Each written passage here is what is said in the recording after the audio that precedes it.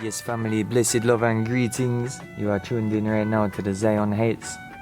Today on the show, I am joined by a very special guest, a brother who has toured around the world, spreading positive vibrations and positive healing music for over 30 years.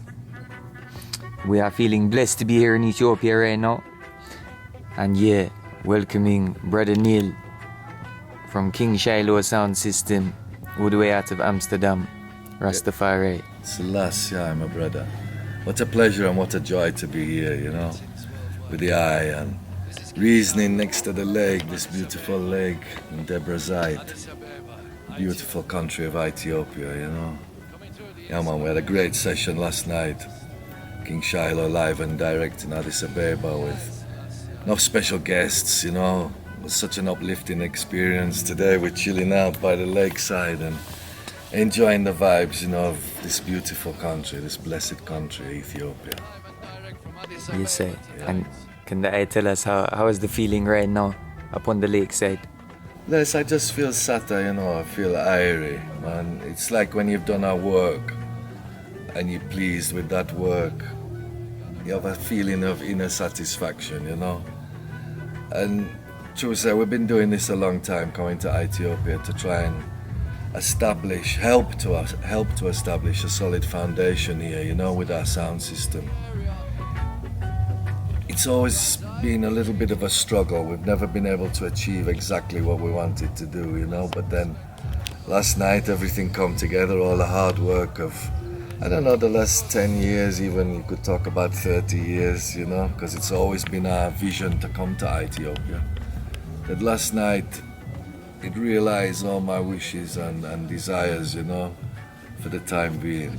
Because it's always step by step, but the vibes were so uplifting last night, you know, and so crucial. You know, when you got singers like Sidney Salmon, Teddy Dan and Ras Quintessep, plus many, many others, you know what I mean? Dragon Slayer was there playing his sound. Beautiful sister from Ethiopia come and nice up the mic. You know, it was so sweet, man. The guys from African Wendom was there, two of my favorite MCs, you know. Tiger and Jazeel. It was just great vibes, man. You know, it gave us a new vision now, eh? Yeah. Masai. Just, you know, call Masai name because him big involved in this progression that we're making, man. And we have to keep progression now, and we have to keep this solid foundation. And looks like we finally have a venue, because that's always been the trouble for us in Addis Ababa, is to find a proper location where we can do things and feel comfortable in doing what we do, you know? And Laphto Mall is the right place. It's a proper sound system venue. Yeah, man. You say, truly. And obviously this is the third or fourth time that I is playing in Ethiopia. So tell us, like, the session last night, how were the people reacting? Do you feel that I was able to express the message and people were receiving the, the vibration? Definitely, brethren, definitely. You know what I mean? As a sound system man, you really appreciate that if people give you a response back again. You know, you're putting out something and you want to receive it back again from people. And that was definitely happening last night, you know. These people, they're not scared to respond to things. But the vibes was electric, brethren, you know, the vibes was really special. And like I say in the introduction, we play many, many places around the world. But last night, I rate as one of the best sessions we've ever had, you know. The fact that it's in Ethiopia, in Addis Ababa, playing on our own sound system. You know, it took a lot of effort to get our own sound system here and to build other speaker boxes here to make a sound system that is worthy of the works that we do. And we've achieved that. And then you start to build up the sessions and hope that people come, and then, you know, you have a few sessions that don't really work in that sense, And then suddenly, God bless us last night with all this multitude of people that came with joy in their heart, you know, and open to receive the musical message that we're putting out there. And the singers, like I said, complimented that. And it was just a great experience for everybody. And even today, the day after now, Masai's just heard from the venue that, green light, you know, we're on, we can do things now. So once we have this regular place established, that's when we can really start to grow. Because people need the regularity of things, you know. So anybody passing through this great capital, you know, the capital of Africa, Addis Ababa, there's a lot of people passing through. That if we have every month a session, and people know that, it's gonna become very popular. And that's what we want, you know. We wanna bring our music to Ethiopia, man. It's so important. This is our spiritual homeland, you know. Yeah, man, Haile Selassie country, you know. So, when we come and play here, we want to be at our best and do everything possible we can to maintain the standard that we've achieved through all the years working in Europe. You know, Africa deserve it, man. Africa don't deserve no second-rate equipment, second-rate performances, second-rate nothing. Africa need the best of the best, you know. You say, truly. And that I mentioned, you know, the importance of being able to spread the message through the music. Can that I elaborate a little bit on? Yeah, man. I mean, you know? Our music has always been message music. You know, from the beginning of time, it's always been about the message within the music. You know, and we as Razzies are putting out a certain message to people. You know, we're not preaching, we're not trying to shove it down people's throats. We're just introducing it in a way that we know, in a loving way, so people can hopefully see the things that we see and appreciate the things that we appreciate, you know, and get to know the Creator and know the one who has made you and put you here on earth, and get to know your reason for living. You know, it's very, very important. So, in a sound system sense, we have to put out the message to people and keep maintaining that message. And the message is love, you know, because Jah is love. We want people to feel love and spread love. There's too much war and too much problems in the world right now, you know. And I think that's also a thing within sound system now in Europe. There's definitely a movement of sound systems who either have no knowledge of the Creator or don't want to have any knowledge of the Creator. And so it started to turn into a musical thing that's based on how much equipment you've got and how loud your sound system sounds. You get me? It's become something else, man. You know, what we do is very, very special. It's a amalgamation of different spirits coming together, different ones and ones, with the same knowledge. Knowledge is about the Father and things. And when ones and ones come together in unity, it produces something very special. Like I say, last night we reached that point where you saw everything is just working so good together, you're reaching a very high spiritual heights, you know. And so, talking about the general movement now of sounds, who just are more obsessed with speaker boxes, brethren, than they are with the message that's coming out of those boxes, you know. You know, one of the funny things, I'll tell you, Jamaica, I'll tell you this, right? King Shiloh Sound System, yes. In Europe now, when people go to sound system, Matty Aital can tell you, the people then they don't face the selectors or the singers. They face the speaker boxes. Why do they do that, man? It's like worshipping some inanimate object. You get me? Yes. And this is exactly what I'm saying. It's about that kind of almost techno beat that they're trying to hypnotize people, that they stand in front of the boxes and they don't want to listen to the guy who's on the microphone. They just want to worship the boxes, you could say. It's like box worship. Yeah. Bless. We try to turn people around and even tell them in the dance, hey, look at I and I, you know. Check I and I. Don't just look at pieces of wood, man. It's just boxes, you know, it's a means to an end. That's the other thing I wanted to say about sound system. Yeah. Having your own sound system is a means to an end. It's to achieve a goal, you know, to transmit this message to people. And we choose to transmit that message to people through our homemade boxes, our homemade speaker boxes, because we want to sound them to sound in a certain way. So that's how the sound system developed, you know. It's about that. It's about having your own identity, and your own identity comes from the surroundings where you live, you know. I think people used to call us a UK sound, but then learned that we're not a UK sound.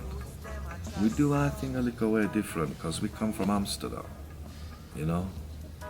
And we grow the last 25 years, 30 years as a sound system in Amsterdam. So we're influenced by all those little things from living in a big multicultural city, you get me? Yeah. And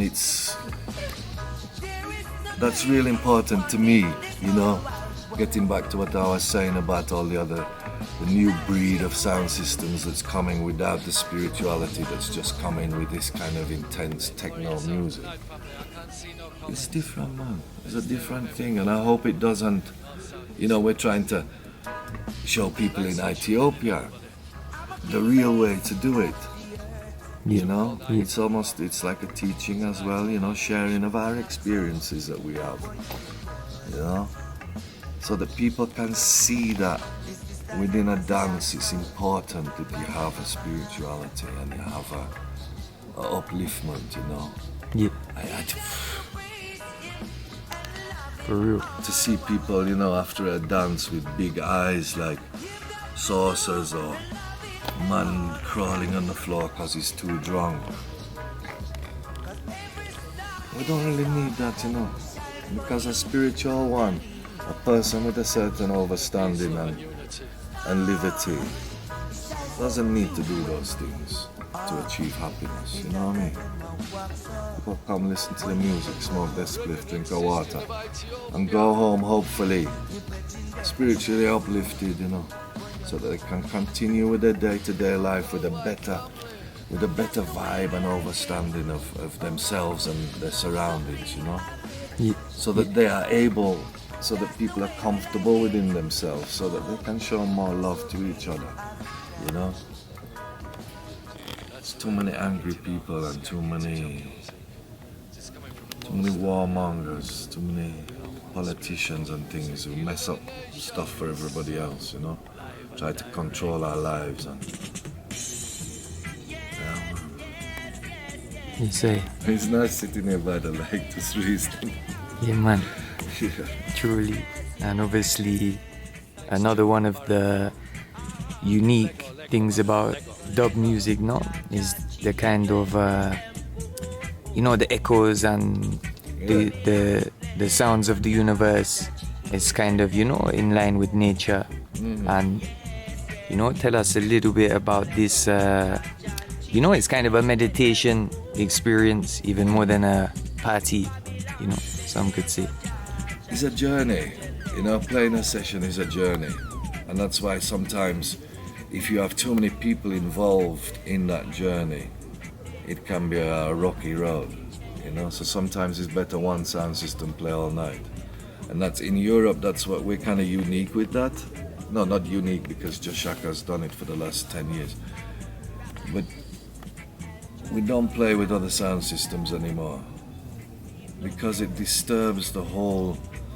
Like I say, it have a start, it have a finish, a dance, and in between is a build up. You're taking people on a roller coaster ride. You want to take them up. You want to bring them maybe down again and take them up again. And when you're playing with other sounds, it's not like that, brethren. It's really not like that. You either adapt to what the other one is doing or react to what the other one is doing. And it becomes very quickly a kind of a war, I suppose, you know? A war of tunes. Who's got the heaviest tune? Who's got the heaviest sound? And it's not about that. It's about people and what happens to a person when they go to a dance, and what do they take away with them from that dance? Do they remember this kind of confrontation between two? Or do they remember a sound that took them on a journey, a beautiful journey to Mount Zion, you know? You see. And that's what I'm talking about. We can't lose that within our music. Otherwise, we just become like any other genre of music. You understand? What we have is something real special, man. Real special. And that's, people do pick up on it, you know, and it's so nice to see the young generation of people, not just here, but in Europe, that people do notice a difference between a Raz sound and a techno-orientated sound system. You know, sorry, I'm not chanting down other people. I really don't want that at all. To people to think, yeah, you know, oh, you're just supporting what you do and you're not bothered. No, it's just that I've lived this life for 40 years. You know, I love sound system life, and I want people to get out of the music what I got out of the music and still get out of the music. But going to one of those dances where there's three sounds playing together and none of them is supporting any form of righteousness, then I can't agree with it no more. Sorry if it offends people, but yeah. But that's, you know, Shaka, he know that from years and years and years, because he's always been the top sound. So what happens when you're at the top of the tree? People want to knock you off that pedestal. And so Shaka would play dances and the other sound want to really beat him, so that then they think they can be the top sound. And after a while, for somebody like who's dealing with spirituality and taking people on a journey, you can't do that anymore, because it don't work, you know? Yes. And that's what we found out also as a sound. Yeah, well. Yeah. But we're living in changing times, isn't it? So things are gonna change.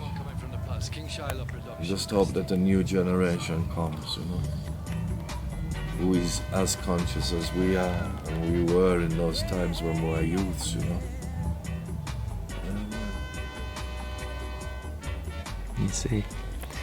And so tell us a little bit about, obviously, that I mentioned from youth you've been involved with sound system and these works. Yeah.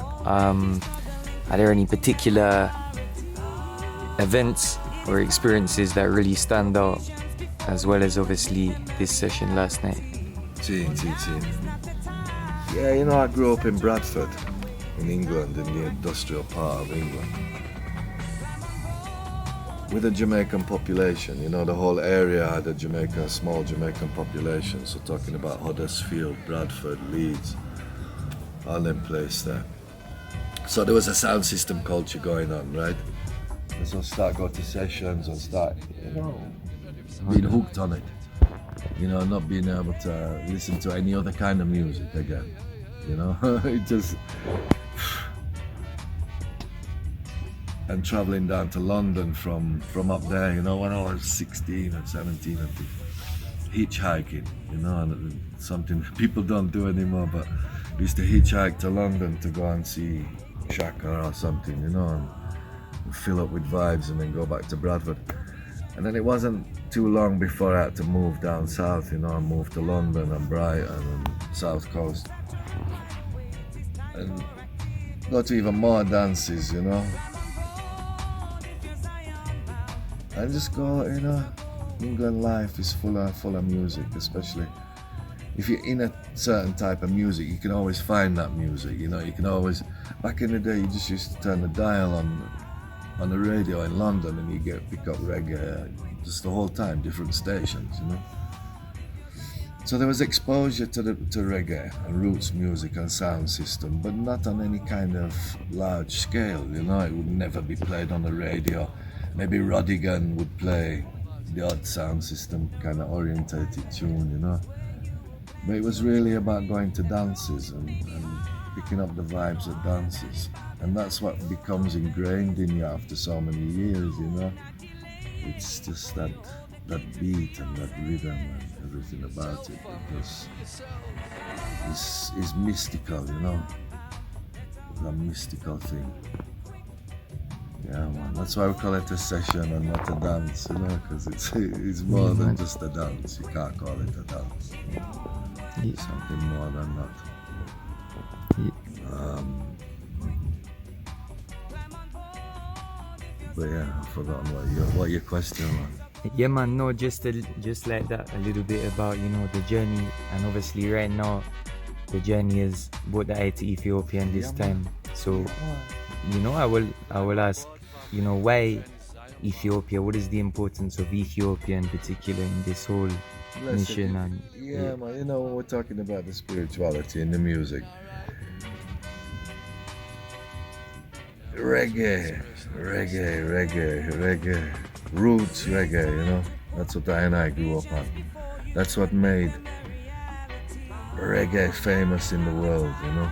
Roots reggae, Bob Marley, Burning Spear, you know, roots reggae. That's what made it famous, and that's what people still love to this day.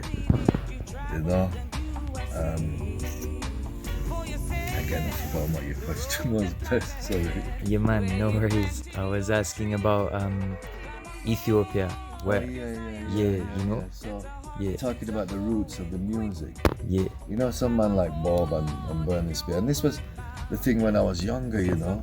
You listen lyrics. First you check a tune, you know, what that tune does to you, what feeling, and it gives you this good feeling. But then you want to know what the man is singing about, so you start to listen to the lyrics and write them down and start to read them. And all the time, you know, things start coming about Jah, Rastafari, and Ethiopia. And so it stimulates a one then to go on a journey of discovery, to find out why are they singing about Ethiopia? What is this thing? Who is this emperor, this short emperor? Why is he so significant to this music? You know, because it was quite obvious that he was very, very important, you know, the emperor of Ethiopia, to people like Bob Marley and Bredda Spear. So it's a long journey. It's not something you can claim to achieve in a short time, because you must work out everything yourself. You know, you have to put the pieces of the jigsaw puzzle together, and only when you put those pieces together can you see the full picture, and you're able to say, okay, now I see this picture. I overstand who Haile Selassie is. I understand why Ethiopia is so important to us. You know, he was a great man. Some people would say God and King. I would say at this time now in Ethiopia, as the sun starts to go down, that to me he was just such a intelligent man, you know, a man full of knowledge, a man where we can gain a lot of knowledge from. And also, through his words and his works, it can give us a lot of comfort in life, you know, a lot of direction in life. That's, for me personally, that's what it's always been, you know. But okay, you've read the Bible a couple of times and you kind of know a lot in the Bible, but you want to go further. And then I start to go into the teachings of His Imperial Majesty, you know, and that's when I really start to understand this thing and why it's so important, rather than just shouting out aloud, "Yeah, man, God and King," and no. A leader, an influencer, somebody who is in my life day to day, guiding and directing her. You get me? Through his words and his works, and not just, maybe like churchical people. They go to church and they just, on Sunday, they just chant all these things, sing all these hymns and things, and then the next day, they forget all about that and start cussing each other again. This thing that we have, this relationship we have, is a very personal thing, That's why I would never challenge anybody to say, you're a Rasta, you're not a Rasta. Because that's a thing I get a lot all the time. You're not a real Rasta. How can you look inside of my soul and see who I am and know what I am thinking? I'm sorry, they cannot, people cannot. And that's why, despite a lot of jealousy and a lot of people thinking strange things, if you're solid in your love of Jah and your relationship with Jah is correct, they can't penetrate you. People can't stop you from doing what you know is right. And that's important, I think. Know yourself. Don't just be true to yourself all the way through this journey.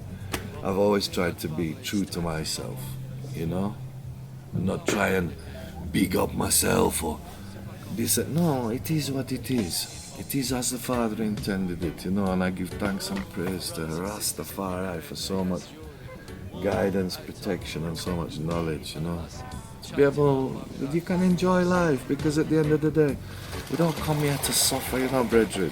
We really don't come here to suffer. Jah doesn't want that. Jah wants us to love life, and live life to the fullness, man. But do good, do it the right way, So it's victory of good over evil every day, we go through those things. Yeah, man.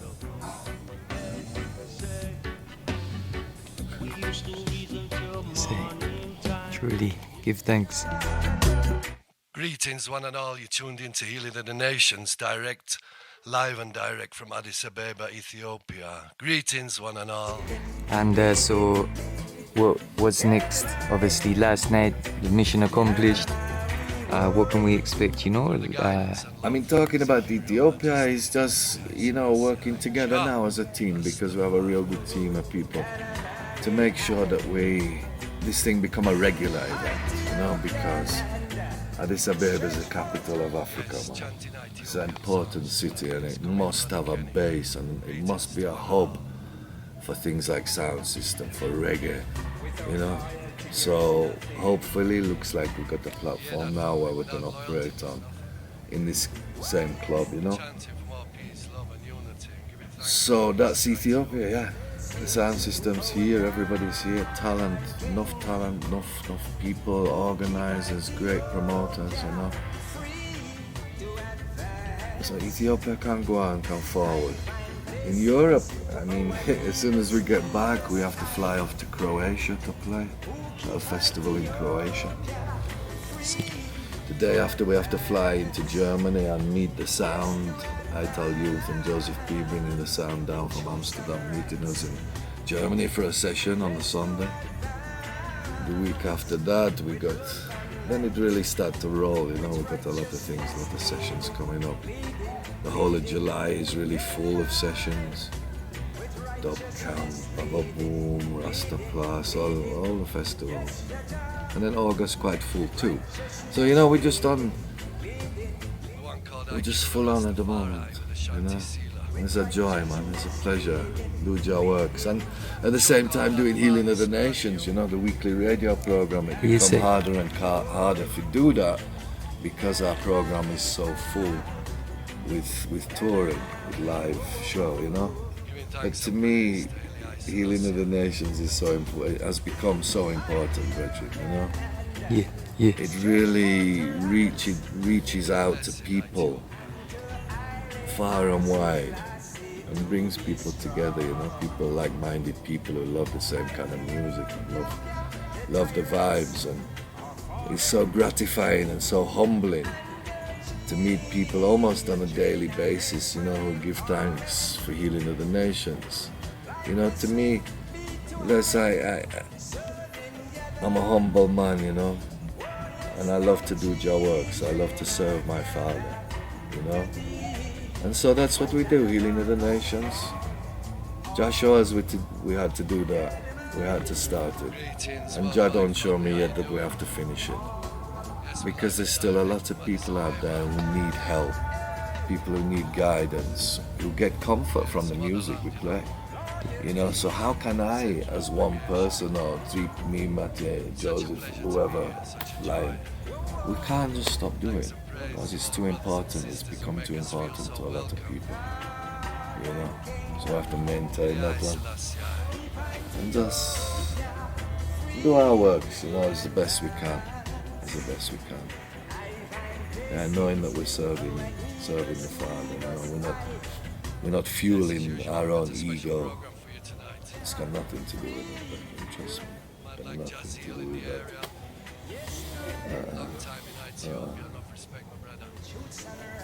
Yeah, man. Rastafari. Selassie. And just before we seal up, you mentioned briefly working with artists like Sydney Summon, Teddy Dan, Russ Quintercept, Yeah. some of the newer artists in Ethiopia as well. Yeah. Yeah, tell us a little bit about the team, both here and outside, and yeah, man. Yeah, wow, it's just, you know, for me, being a sound system operator, I've never been an MC. I never really have time. I'm too busy with other stuff. It's only recently I started to do a little bit of the MC. So for me, it's such a, again, a humbling and gratifying thing to have singers who come to us, come to I and say, yeah man, I want to sing for Shiloh. You know? It feels good, man, because then you know, the whole time we chant this thing, unity is strength. And unity really is strength. But we have to do it on a day-to-day basis, you know? And look at last night, when we're unified, we're such a force that it's incredible, you know? And so, working with big singers, not only, you know, the three you mentioned, but also in Europe, when we work with a lot of big singers, L16 and African Simba and Murrayman, and you know, certain ones that fit into that love to be part of the Shiloh family and love the way that we run sound system. You know, it feels real nice, man. It complements what we're doing always, to have those kind of singers, big singers. But any kind of singer, you know, any kind of singer, it just, yeah, it uplifts the music, man. Compliments the music. So singers are important, yeah. And they don't come to you just because you play music. They come to you because they feel a vibe, you know. And that's how it must be. It's not a money-motivated thing that we do, you know. It's not about the money or anything like that. Yeah, we want just rewards for what we do, man. We do a lot, and we don't have time to do anything else. So we have to earn little money to be able to survive and things. But beyond that, we're not looking money from this thing, man.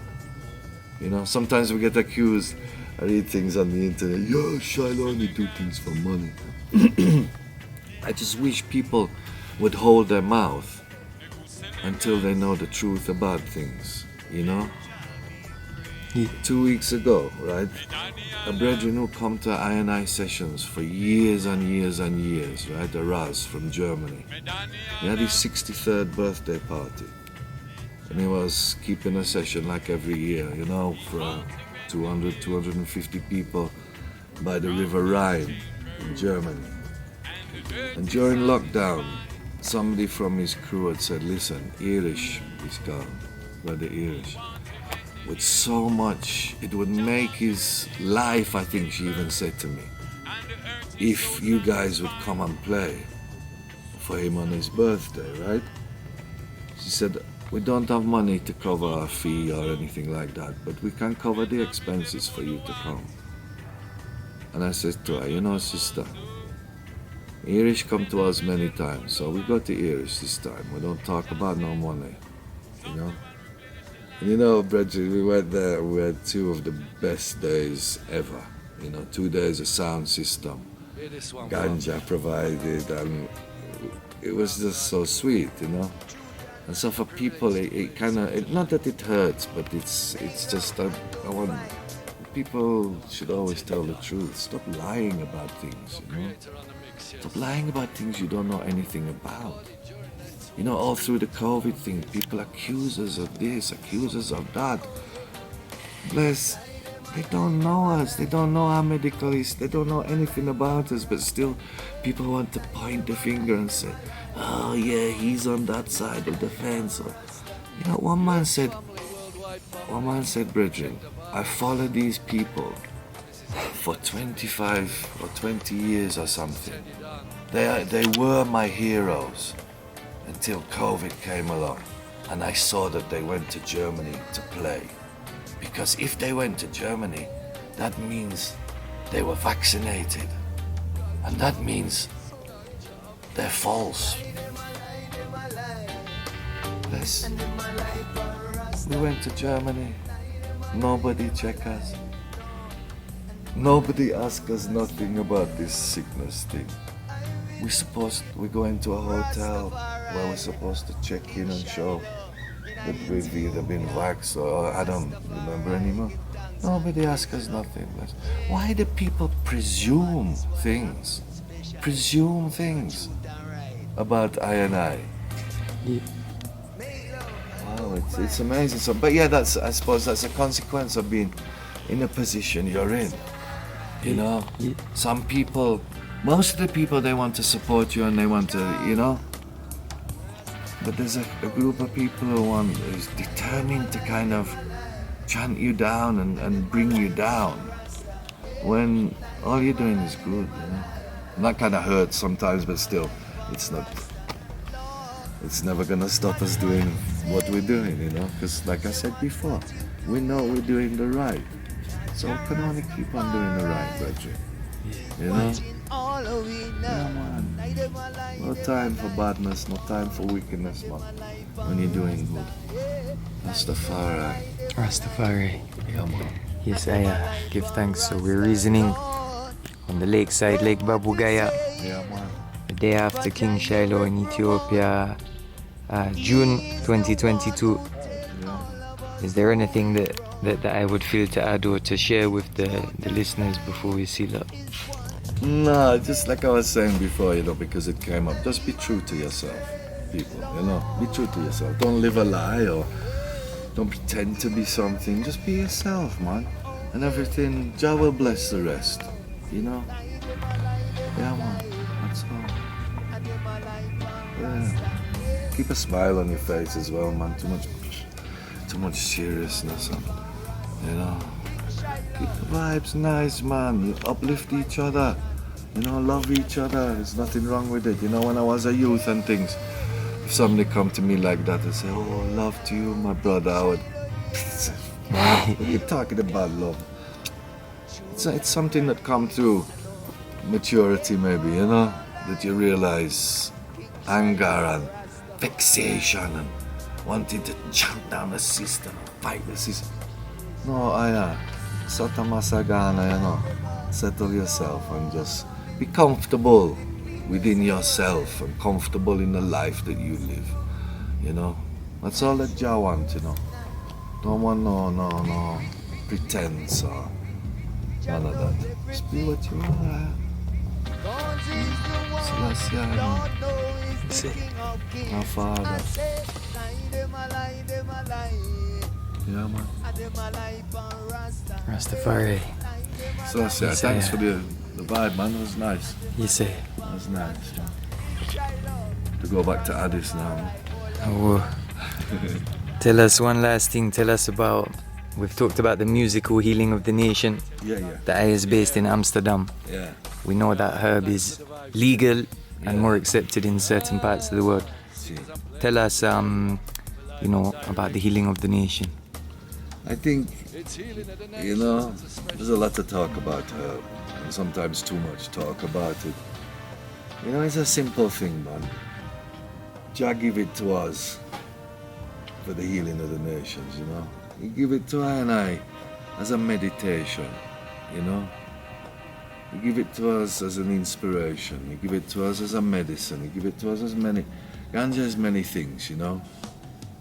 people misuse it sometimes, you know. It's a recreational drug, them say. I don't think it's that, you know. I don't smoke it so that I can laugh, you know, or whatever. Many other reasons I use it for, but I just think it's not necessary to cause so much fuss about it. It costs everybody time all over the world. Looking at the Holland model, yeah? Holland became rich on the back of ganja, on the back of marijuana, selling on the black market, and black market money coming into the country in billions almost, yeah, from the weed industry in years gone by. And if everybody could realize the potential of it as that, you know, make a country rich. I think if Ethiopia was to legalize ganja, why, the sky's the limit, brethren. Seriously, man. Seriously. Yeah. And the whole medical thing, you know, the medical ganja that's up and running almost everywhere in the world, especially in Europe, you know. It's a good thing, man.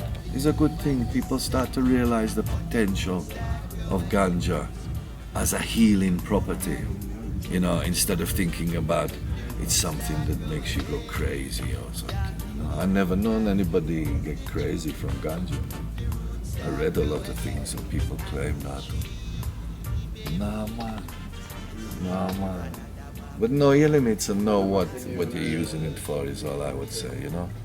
Use it for your meditation and your inspiration, and so that you can be closer to Jah, you know, to develop that relationship with Jah that is all important.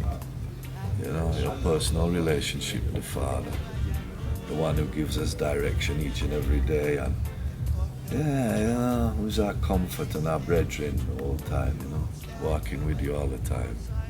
That's the beauty of the Father. You know? Once you know him there with you the whole time, you have nothing to fear.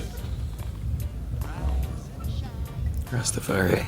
Selassie, man. Haile. Almighty Jah. Rastafari.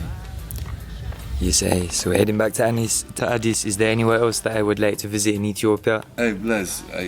When I first came here, 15 years ago or something, me and Raza IB, well, maybe not 15, 12, me and Raza IB, Red Lion, Majestic B, borrowed a 4-wheel drive vehicle.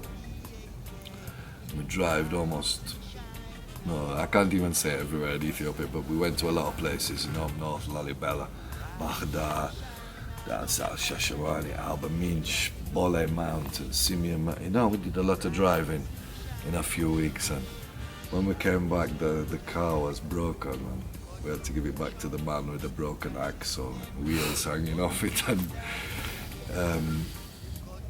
but yeah, I want to see it all again, bro. These days, I don't know how many times I've been recently, but quite a few, some 10 times, something like that. But it's always to Addis, because that's where we're busy to set up this foundation and set up the Addis Dub Club. But yeah, I want to go back to Lalibela again. I want to go to Axum, all everywhere, man. Such a fascinating country, such an amazing country. So visit Ethiopia, everybody, if you get the chance, you know. Yeah, for the spiritual side of it too, it's amazing. Give thanks.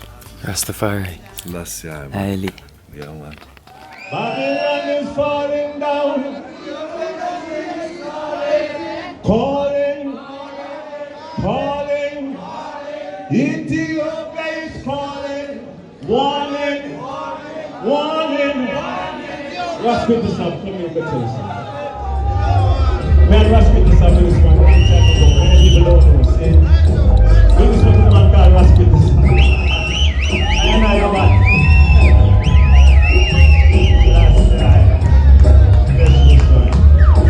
The center shall not depart from true and land, but come into his feet till Shiloh come.